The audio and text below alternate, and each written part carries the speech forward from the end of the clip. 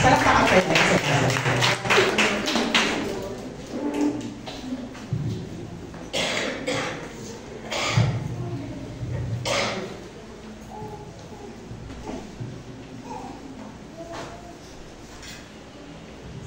magandang umaga pong muli sa inyo. Parang piyesta sa atin, ha? Makulay talaga ang buhay. Amen. Amen. Because of Jesus. And alam niyo kung tinatanong po ang Panginoon kung ano yung ating tatalakayin muli para sa buwang ito. There was a point in time na nasabi ko po sa aking sarili na parang ayoko na mag-discuss about love. Dahil it has always been customary or expected na kapag February ay ito yung topic. I was almost tempted na to discuss about it. Pero alam niyo po, kinonvict ako ng Lord na nararapat, ulitin ko po, for the benefit of those who were not here last Sunday, na masyado tayong bombarded ng world definition of love. So dapat yan ay merong sagot ang simbahan. Ano po ba ang nararapat natin pananaw patungkol sa pag-ibig, specifically pertaining to marital love, romantic love, kasi may kakaiba pong pananaw, thank you, or point of view na pinepedel or pinipresent sa atin, maging sa mga mananampalataya, na kung hindi po tayo magiging mapagsuri, baka tinatawag natin Kristiyano ang ating mga sarili, pero yung mga pananaw natin tungkol sa topic na ito ay very un-Christian.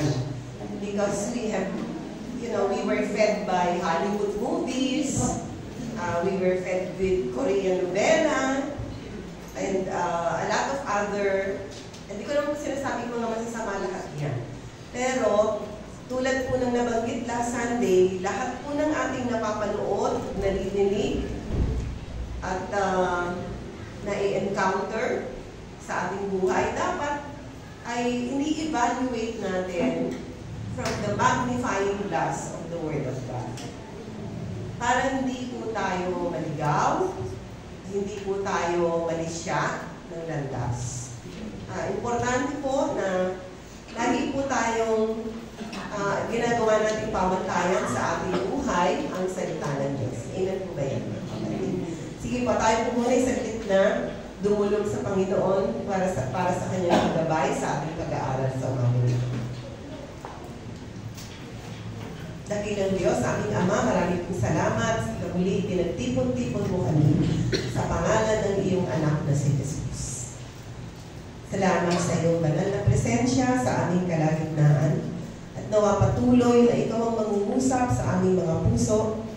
Ikaw po, O Diyos, ang aming maririnig na nagsasalita sa amin, nagtuturo sa amin, upang kami ay magabayan, upang kami, O Diyos, ay magkaroon ng mga tamang panuntunan sa ating mga buhay. Binibigyan namin sa inyo na nalabi pang oras ng aming pag-aaral at pagsasama-sama. Patuloy kang maluwalhati sa aming kalagitnaan at ang iyong mga salita ang mahayag. Sa tanging pangalan ng Panginoon Jesus. Lahat po magsabi ng Amen. Amen. Marami pong mga pwedeng banggitin tungkol sa paano ba mapagtitibay ang pagsasama ng mag-asawa. Pero alam niyo po, let's not confine this topic para lang sa mag-asawa. Pwede rin po siyang i-apply sa pagitan ng magulang at anak. Sa pagitan ng mag-boyfriend, kadama, o magkaibigan, o magkakapamilya. Ito pong paksa na ating pag-uusapan ay sumesentro sa paksang communication. Marahil narinig nyo na merong tatlong C. These are the three C's in a marriage that lasts. Sabi ganon, commitment, communication, and the third is Christ. Para sa mga mag-asawa po, tandaan po commitment, communication, and Christ. Sa commitment, dadaanan na lang po natin yung passing yan, hindi yan po talaga ang ating paksa. Sinasabi lang dyan na sustained yung decision mo. From the time that you got married, you were wed, yung decision mo, nung nagpasimula kayong magtaling puso, nagpapatuloy hanggang wakas. It's a sustained decision. Kaya sinabing commitment. Dahil ikaw ay nagtatalaga, nagsasabi na this is for keeps and this is for good. And this is for life. So there is no point in time na i-break mo yung commitment mo dahil nagsumpaan kayo sa harapan ng Diyos. That is commitment. And yung communication, ito naman po yung commitment of the heart yun, ano? Yung communication, this is what brings the couple together for life. Kapag walang pag-uusap, walang medyo malalim yung Tagalog na pagtatalastasan o komunikasyon, napakahirap kung magsama, magpatuloy na magsama pag hindi nag-uusap. Halagay niyo, pwedeng magpatuloy na magsama mag-asawa kung hindi nag-uusap. Kaya, kailangan natin po mag-usapan nito. Hinati ko po ito sa dalawa. Sa araw na ito, sa linggong ito, ang topic natin tungkol sa pakikinig. Di ba pag nag-uusap may nakikinig? Tama ko ba? Okay. Next Sunday, ang paksa natin tungkol sa pagsasalita. Kasi pag may pinapakinggan ka, merong nagsasalita. So, that is communication. Two-way communication. Somebody talks, another listens. For this Sunday, pag-usapan po natin ang napakahalagang paksa tungkol sa pakikinig. Ito po ay sinasabi kong mahalaga dahil totoo na may dalawang tenga tayo, pero nauunawaan ba natin ang ibig sabihin ng active, respectful, intentional listening? Pag sinabing pakikinig, dapat ay aktibo kang nakikinig, may respeto kang nakikinig, at intentional kang gustong makinig. Para magkaroon ng maayos na communication. And by the way, let it be settled na kaya nag-uusap ang dalawang tao, may dahilan. Bakit sila nag-uusap? Bakit kailangan mag-usap ng mag-asawa? Bakit kailangan mag-usap ng mag-ina, ng mag-ama, ng magkaibigan? Anong point? What's the goal? Para magkaintindihan. Sige, isang kilong bigas na muna. Para pastor ka. Wala ang commitment sa simula eh. Teka, may utang yata si pastor niya dito. Meron siyang napangakuan ng 3 kilong bigas. Yung mga senior po na dalawa na first sige, we will fulfill po. Naalala po namin nung the last, I think 2 weeks ago. So, idagdag na yung kay Sister Gigi. Kasi yun po talaga ang goal ng communication upang magkaintindihan. Kapag nag-uusap at hindi nagkakaintindihan, walang communication. Hindi nagko-communicate ang dalawang tao. Bagamat nag-uusap, kapag hindi nagkakaintindihan, there was no communication. Okay? So, maliwanag po ba yan? Kaya nag-uusap ang mag-asawa, nag-uusap ang mag-ina, magkaibigan, o sino man tao kailangan mag-usap, pareho nilang hinahanap ang isang layunin. Ano yun?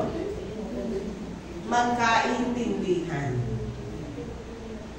Amen po?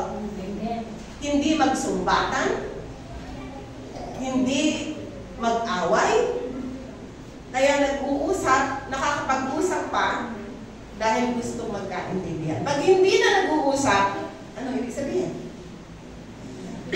Gumibak na sila. Yun na po yung simula. Kapag hindi na nag-uusap, Ginive up na nila yung relationship. Wala nang paraan upang magkaintindihan. Bakit? Hindi na nag-uusap. Pero kapag nagpapatuloy pa, open pa yung line of communication, may pag-asa pang magkaintindihan. Naliwanag po ba yan? So, of course, yung ano mga basic scriptures yan? Nabasa ba kanina yon? Yung Isaiah 1:18? Hindi. Sige. Hindi ko ito na i-relay agad-agad kay Ann, pero basahin po natin ang Isaiah 1:18. Sabi dyan, basahin po natin sabay-sabay. Hali kayo at tayo'y magpaliwanagan, ang sabi ni Yahweh. Gaano man kapula ang inyong mga kasalanan, kayo'y aking papuputihin tulad ng yelo o bulak. Huwag muna tatanggalin, ha? Anong sabi? Anong imbitasyon o anyaya ng Panginoon? Hali kayo, tayo'y magpaliwanagan. Grabe, no? Ang Diyos mismo ang nagsasalita. Nagsabi niya, hali kayo, tayo'y magpaliwanagan. Pag sinabing magpaliwanagan, anong ibig sabihin? Hindi Diyos lang ang nagsasalita. Handang makinig ang Diyos sa'yo. Kasi may paliwanagan eh. Hindi basta humahatol ang Diyos. O hindi basta nagsasabi ang Diyos na, ito ang tama, sundin mo. Ang sabi ng Panginoon, halika, magpaliwanagan tayo. And basically, ang pinag-uusapan ng Diyos at ng tao ay tungkol sa pagiging makasalanan ng tao. Bakit kailangan marinig ng Diyos ikaw? Maaaring may mga daing ka. Maaaring may mga pinanggagalingan ka. At kung ang Diyos ay handang makinig sa atin, siyempre, by way of us praying, tayong mga tao, dapat may ganun din, sabihin na natin, sistema sa ating pakikipag-relate sa ibang tao. Hindi natin sinasabing ang salita ko ay batas. Sumunod ka. Pag hindi ka sumunod, I will cancel. Hindi po ganon ang Diyos. Ang ating Panginoong Diyos ay open to reason, open to communication. At ang ating example o halimbawa ay ang Panginoon. Kung ang Diyos na pinakamataas sa lahat, willing makinig, willing mag-spend time sa taong kanyang kinakausap, tayo ba mas mataas pa sa Diyos? Na hindi tayo pwedeng makipag-usap? Ayoko na makipag-usap, ayoko na makita at pagmukha niya. Of course, hindi ko alam yung punot-dulo ng sitwasyon. Pero ang pinanggagalingan natin mga kapatid, meron tayong Diyos na He is espousing, He is promoting open communication. There is two-way communication. One speaks, the other listens. At ano niyo po ba, ito yung sinasabi nilang the lost art of communication. Maraming mga tao hindi na uunawaan kung paano makinig.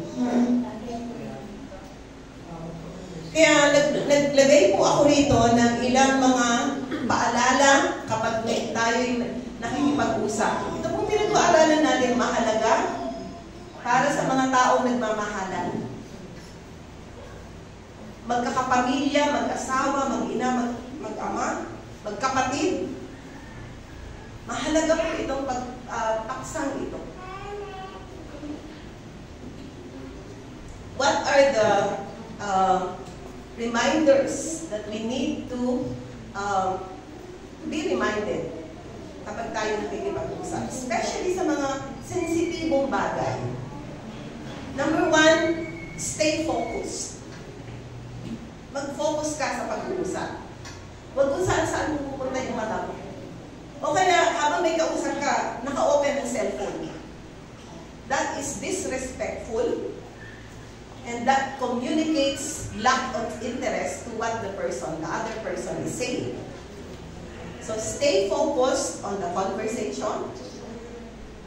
Kailangan po na yung eye contact, nakatingin ka dun sa taong nagsasalita, nakababa ang cellphone mo.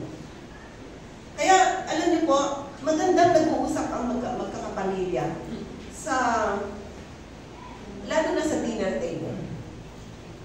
Sino po ba rito yung magkakasama pang kumakain? Of course, kung minsan busy na po. Pero sana, at least one meal in a week magkakasama. Ang mag-asawa, nag-uusap. Ang isang magandang occasion na pwedeng mag-uusap ang magkakapamilya kapag kumakain magkasama. Kami mag-asawa dahil madalas wala siya, medyo busy din ako. So we make it a point na we take breakfast together. Yung ibang mga meals kahit hindi na, but we have breakfast together. So we catch up. We talk. Kaya lang ang nangyayari, minsan mawi-witness natin ito pag kami mga kumakain sa labas, di ba? Kumakain pero magkaharap, ang inaatupag ay cellphone. No? Cellphone. Makikita mo yan. Pagka nandun ka sa isang dining establishment, ang mga tao, ang hawak-hawak ay cellphone. Hindi naman natin pinupulaan yung mga tao nagsi-cellphone habang nasa restaurants. Baka meron naman talagang importanteng kailangan i-message. Pero ang sinasabi po natin mga kapatid, lalo na kapag may pinag-uusapang mahalaga, whether kumakain or whether talagang it's an important discussion, put down your cellphone. Put down your cellphone. It's an act of disrespect. Kapag may kausap ka at sige ka ng pag-check sa cellphone.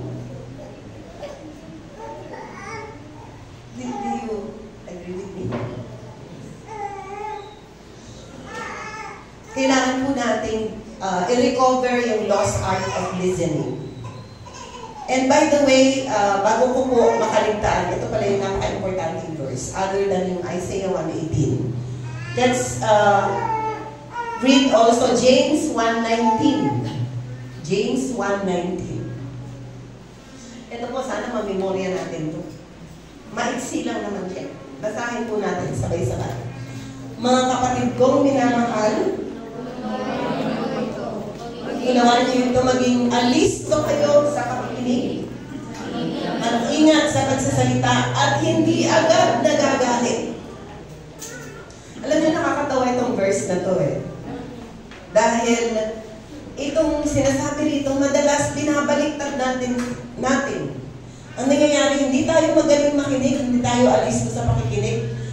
Padalos-dalos tayo sa pagsasalita at agad-agad tayong nagagalit. Diba? Kaya ang ending, ang daming taong nag-aaway. Ang daming taong hindi nagkakaintindihan. Bakit? Sapagkat binabaliwala o sinusuway ang pamantayan ng Diyos. Ano sabi? Maging alisto sa pakikinig, maging maingat sa pagsasalita, at hindi agad-agad nagagalit. Grabe, ano? Siguro kung susundin ito ng lahat ng tao, wala nang counselor.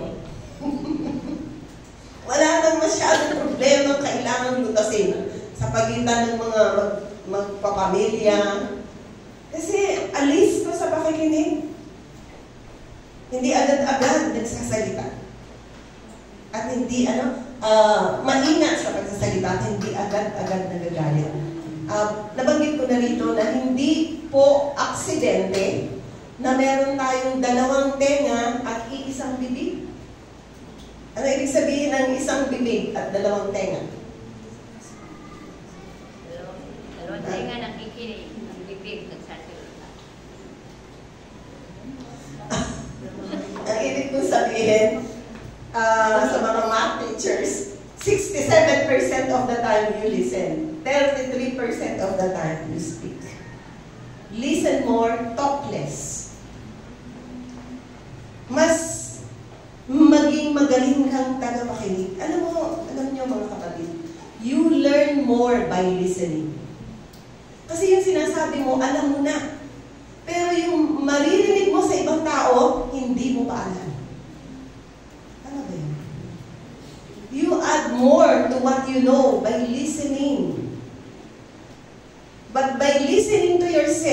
What do you learn for the first time? Nothing. Alam mo na yun eh. Yung sinasabi mo, alam mo na. Pero yung sinasabi ng ibang tao, na pinakikinggan mo ng masinsinan, meron at meron kang matututunan. Listen more, talk less. Yan po ang ibig sabihin ng scripture na naging alis ko sa pakikinig.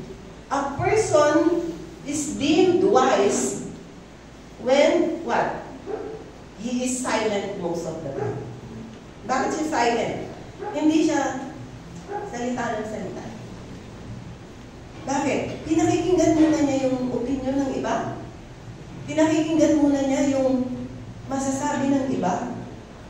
Hindi siya ang tawag nila nun bago siya bumangka. Alam niyo yung bumabangka, minomonopolize yung usapan, hindi ka na makasingit.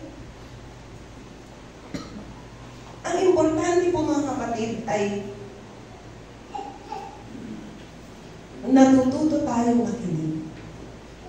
Bakit? Kapag nakikinig ka, pinakikinggan mo asawa mo, pinakikinggan mo ang anak mo, mas able ka to be of help. Bakit? Kasi nakakapasok ka sa puso niya. Nalalaman mo kung ano yung mga pinagdadaanan mo.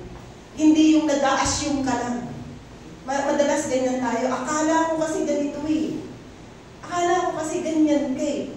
Tapos bigla mo na lang ma-realize na hindi pala ganyan.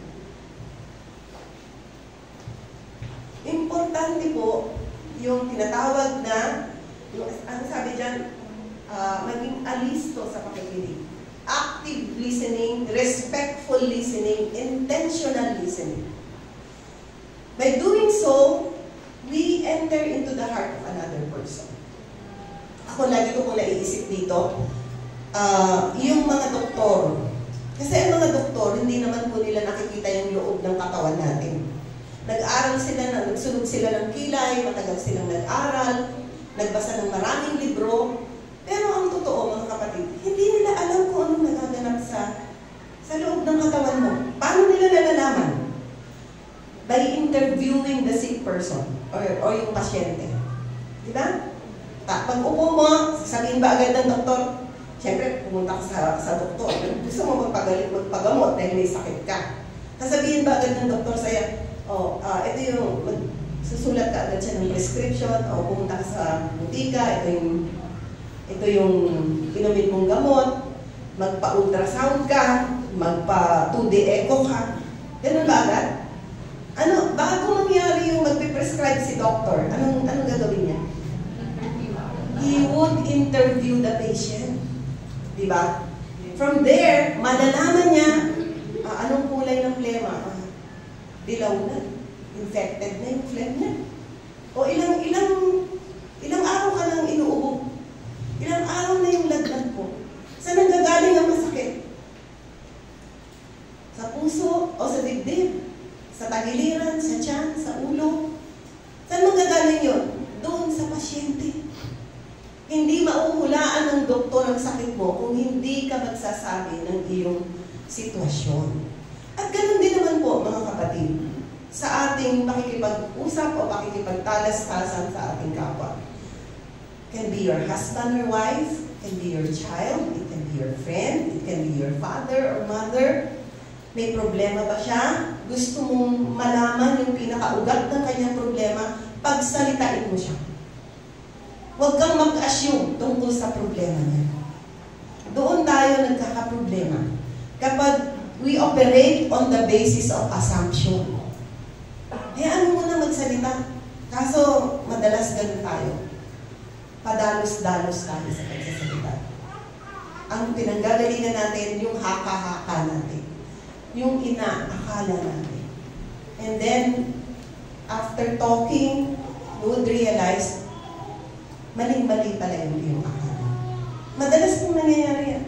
There is a country in Europe, nakalimutan ko po kung sa Finland ito, o sa Netherlands. Yung kanilang library, merong tao na ang purpose niya for being there is makipag-usap lang sa mga tao. Makipag-usap at magkaroon ng kausap yung taong naguguluhan ng isip. Alam niyo po ba na kapag dineverbalize mo yung iniisip mo, kumaklaro yan? Do you realize that when you either write down your thoughts or verbalize it, nagkikrystallize yung mga thoughts mo? Pwede mong i-edit, pwede mong i-organize yung mga disorganized thoughts. You've got to have someone who is ready to listen, who is ready to process what you are going through. Kaya po, ito po yung sorely missing sa ating lipunan sa ngayon. Kasi lahat na ba madali? Walang oras. May oras manood ng sunod-sunod na teleserye, pero walang oras makinig sa anak. Walang oras makinig sa asawa. Nakakalungkot po yan. Ako po, may open door policy ako sa mga anak. Pag may problem sila, they can easily come to me. At kahit, binanggit ko na po ito minsan, kahit hindi ko gusto yung naririnig ko, I allow them to talk. Pinababayaan ko po silang magsalita. Bakit? Kasi the moment na agad-agad in-stop mo, ano yun eh, communication killer yun. Yung agad-agad, may opinion ka na, hindi mo pa siya pinapatapos. Communication killers are judgmental words,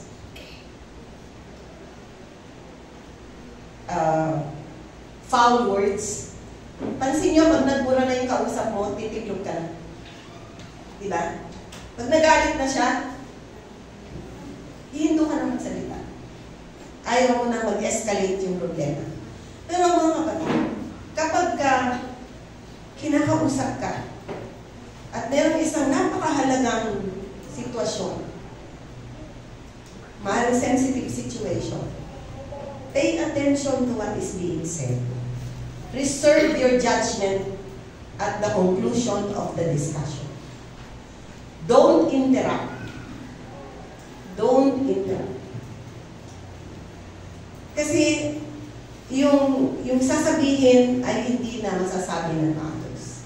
Bigyan mo ng layang makapagsalita ang isang tao.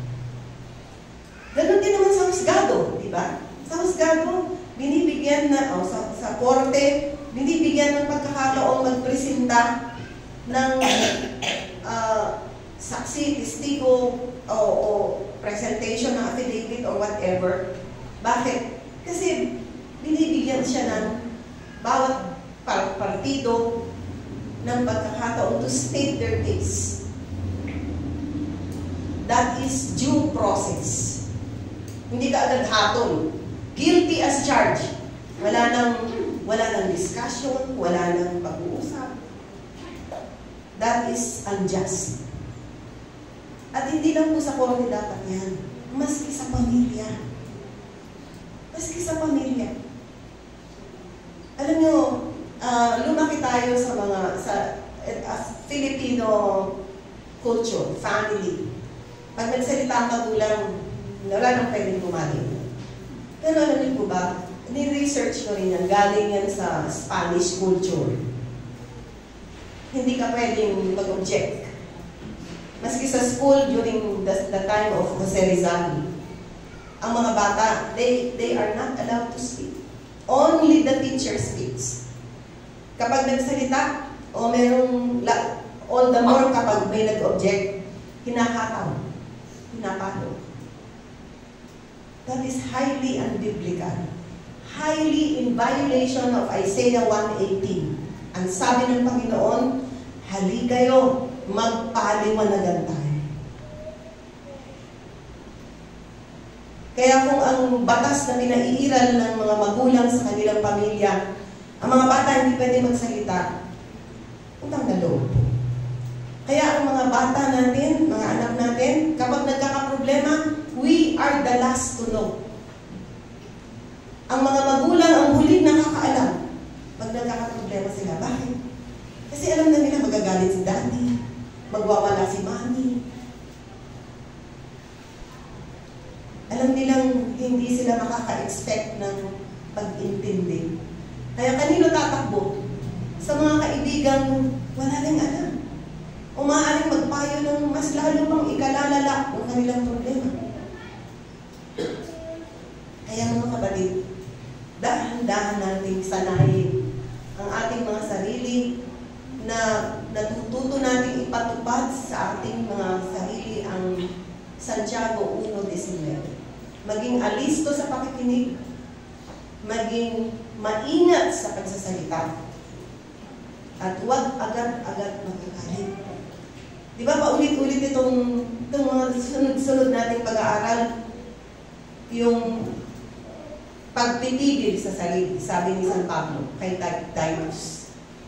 Sa lahat ng age level, magpigil sa sarili. Bata, matanda, babae, lalaki, matutong magpigil sa sarili. Kasi pag hindi ka nagpipigil sa sarili, ihahatid ka sa kapahamakan ng iyong sarili. Hindi ibang tao ang magpapahamak sa'yo. Ikaw mismo, ipapahamak mo ang iyong sarili. Kapag hindi mo napigilan, pigilin ang iyong sarili, pigilin ang iyong dila, pigilin ang iyong kamay. Alam niyo, maging halimbawa natin si Jesus, ng ating Panginoong Diyos.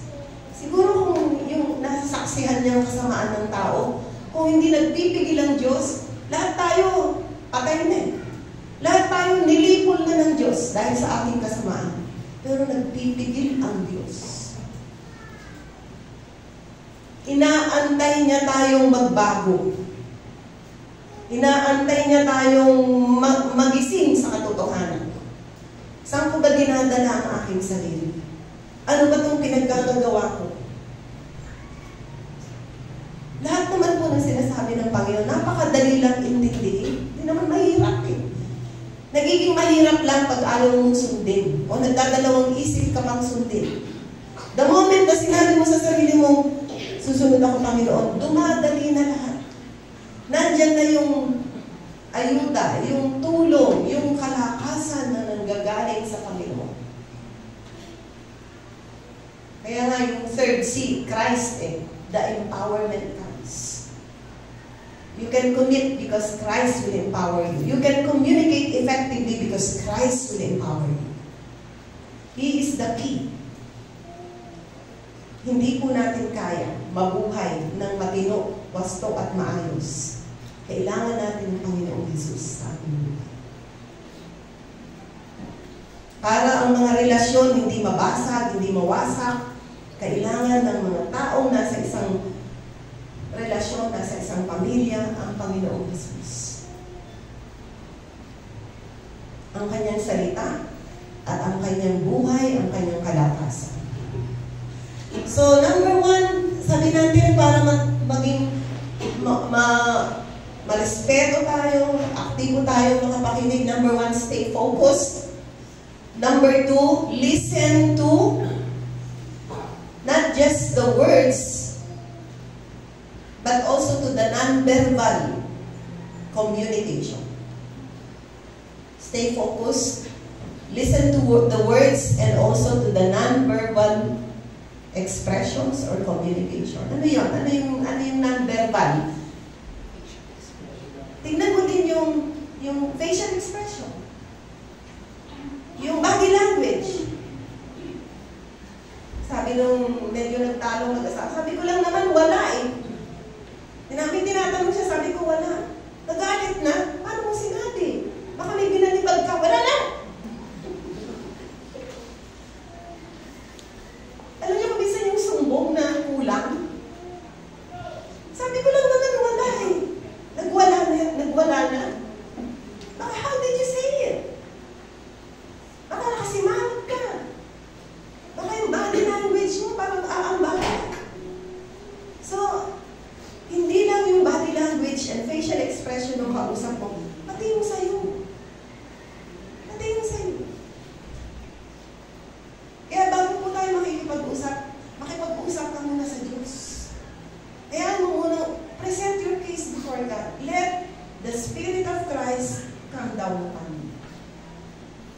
And let His composure, His sobriety, His control be upon you.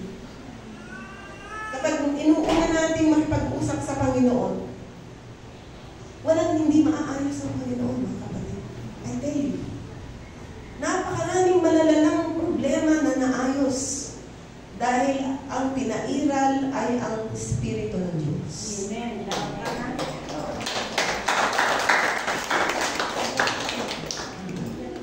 Pag siya ang Espiritu ng Diyos ang namumulan, hindi ang makataong diskarte. Kahit gano'ng kalala ang isang problema, maaayos at maaayos na. For as long as two people who are involved in the controversy are still willing to patch it up. Okay? So listen to non-verbal communication as well. And also, dagdag ko pa, listen to the words that are not being said. Kung minsan nagsasalita siya, pero ramdam mo, meron siyang hindi sinasabi. Ramdam mo that there are words that are left unsaid. Malalaman mo yun, madi-discern mo yun kung may discerning spirit ka. Kung may discernment ka. Lalo na po sa mga anak natin, kailangan ang mga magulang may discernment. Hindi suspicion. Hindi suspicion. Discernment. Coming from above. Okay? So listen to non-verbal communication. And to even words that are not being said. And learn to read. Yung reading between the lines. Ito kung sinasabi ko na ito sa inyo, ito ay para sa mga counselor daw. Pero tayo mga magulang, counselor tayo eh. Hindi pwedeng hindi. Pag nagkaanak ka, may kakaunselan ka. Hindi pwedeng pakausap natin kay pastor yan. Siyempre, ang first line of defense or first line of counseling, ikaw. Pag talagang hindi kaya, hindi na mapag-usap, ayun, you can seek outside help. Seek outside help. Ang number 3 pala natin dyan, don't interrupt. Avoid interrupting. Pag may sinasabi yung kausap mo, hayaan mo siyang, patapusin mo siya. Patapusin mo siya. Kung gusto mo magsulat ka lang, para hindi mo makalimutan kung gusto mong sabihin dito. By the way, nabanggit ko na dito before, pwedeng nakikinig ka, pero nakikinig ka hindi para intindihin siya, kung hindi para i-formulate yung sagot mo. Ano mo ba sasagutin ito? So, alam mo nakikinig ka, pero sa totoo lang, busy yung isip mo kung paano ka sasagot. It's important that we pay focused attention to the person.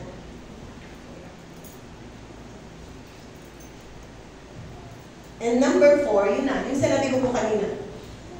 When there is a deadlock, yung hindi na talaga magkasundo, you can seek outside help. Baka kailangan ng isang neutral party na parehong makikinig sa inyo. That will bring clarity to the issue. Doon pa lang po yun. Pero strive na makapag-usap ng maayos. Ang atin po palang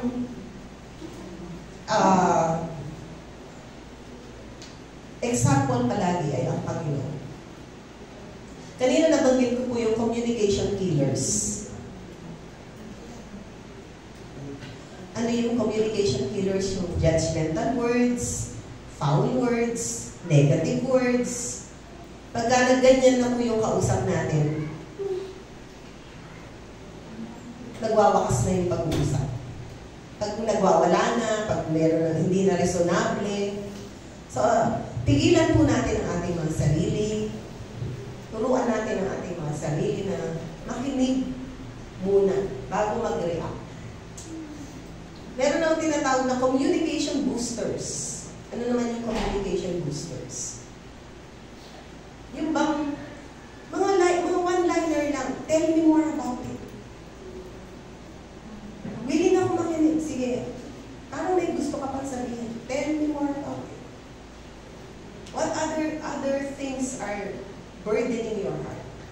Magtanong ka pa. Alam niyo po yung pagtatanong na yun, galing sa Diyos yun. Balikan niyo po yung nagkasala si Adan at si Eva.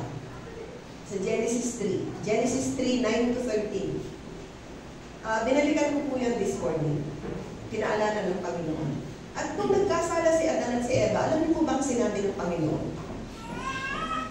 Hindi niya sinabing, huli kayo. Caught in the act of disobedience. Dahil totoo naman. Bago pa nga nila isubo yung pinagbabawal na bunga, batid na ng Diyos. Pero alam niyo sabi ng Panginoon, patanong lagi, where are you? Kasi nagtago sila nung narinig nilang naglalakad ng Diyos sa hardin ng Eden. Nagtago sila. Ang sabi ng Panginoon, where are you? Di ba alam ng Diyos kung nasan sila? Alam niya. Pero sabi niya, where are you? Patanong. Tapos, nung sumunod, ang sumunod na salita sa verse 11 ng Genesis 3,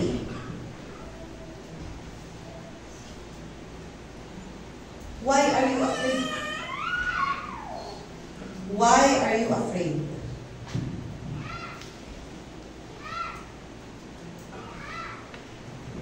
Bakit kayo natatakot? Para bang nagtatanong ang Diyos na parang hindi niya alam. Ito pala. Where are you? Verse 11, sabi niya, who told you that you were naked? Kasi sabi ng mga mag-asawa, nagtago po kami kasi hubad kami. Ang sagot ng Panginoon, who told you that you were naked? Tapos sumunod, have you eaten of the fruit that I commanded you not to eat? Verse 13, what have you done? Ano po yung napapansin ninyo sa mga sagot ng Panginoon sa kanila? Di ba puro patanong? Walang judgment. Puro tanong. Nasaan kayo? Sino nagsabi sa inyo?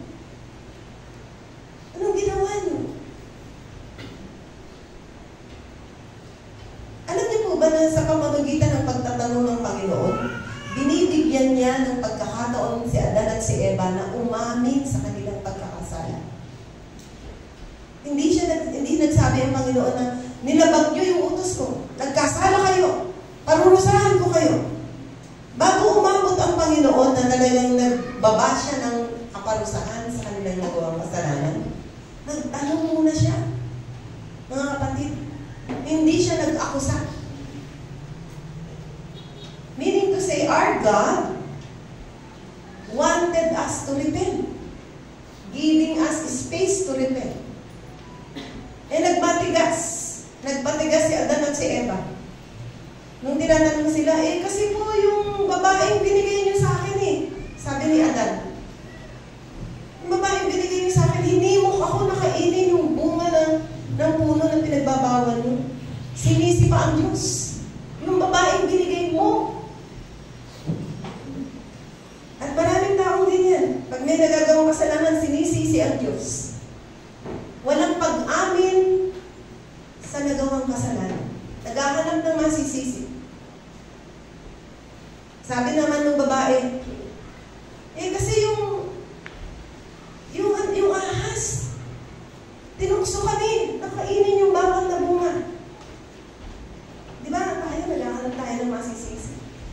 Napakakundi yung mga tao umaamin agad sa kasalanan. Guilty as charged.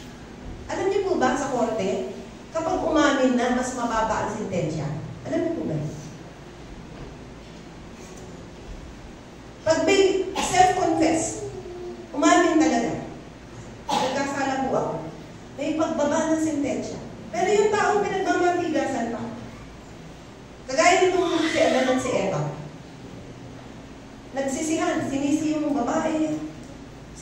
Actually, hindi yung babae sinisisi ang Diyos.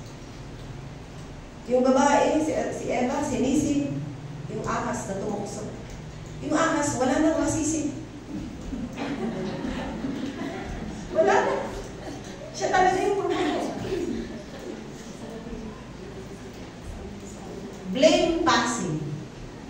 Naghahanap ng masisisi. Pero alam niyo mga kapatid, kung tayo lamang ay matututong umamin. Oo nga, mali ako. Oo nga. Saglan. Palpak. Mas gagaan ang buhay, mga kapatid. Kesa yung pinoproject mo na ayos ka, pero hindi naman. And everybody knows it. Kanino ka nagsisinungaling? Sa sarili mo.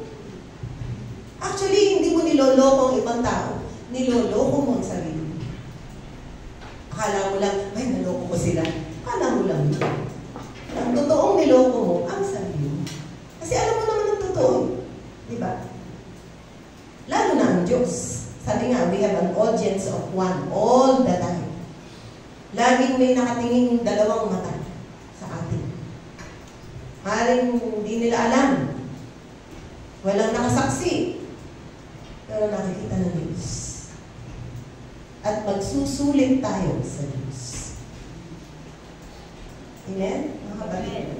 Ang sinasabi ko sa inyo, mga kapatid, ay kung ganito ang Diyos, nagtatanong.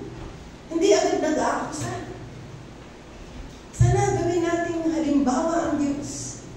Huwag tayong tumo ng tumo sa ibang tao. Kasi siya eh, kaya nagkaganito ko kasi siya. Ano man yung nangyari sa buhay mo, you are personally responsible.